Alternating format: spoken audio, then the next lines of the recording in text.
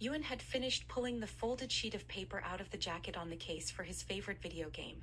Even though Ewan talked of little else, Xaiden still couldn't remember the name of the game, but it looked like a first-person shooter zombie game from the cover. Ewan spread the paper out on the table and tapped the spot he'd added. "Wow, we went further than I thought last time," Jax exclaimed. Xaiden nodded as he studied the lines for their previous paths and marks for known dangers. "Should we try cutting across here to get there faster today since we're short on time?" he asked as he pointed to a gap Ewan had found. The map made it a lot easier to track the ground they covered, and Ewan was really a genius when it came to logging their trips accurately.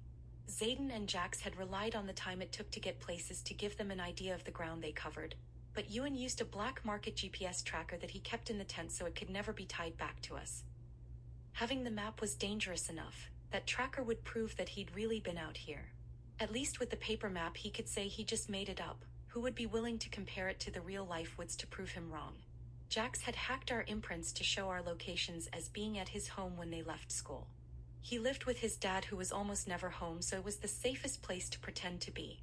Not that anyone would be checking Xaiden's location, of that he was sure. It was still a good precaution, especially once the other two joined him down. It would be nice to fill in that area on the map too. Ewan agreed. "Let's do it." Jax nodded and started grabbing his gear. Ewan and Xaiden followed suit, ditching their school bags for the packs they kept stocked with first aid supplies, rope, food, water, lights, knives, pliers, and everything else they might possibly need. "Eliana, last chance, you coming?" Xaiden asked. "I already said no," she replied sharply. "Any new books are mine then," Xaiden reminded, not even sure why he was bothering with her. "Whatever, I doubt you'll find any anyway. It's already so late and you're still covering a lot of ground we've already seen." "Zise, don't be mad later."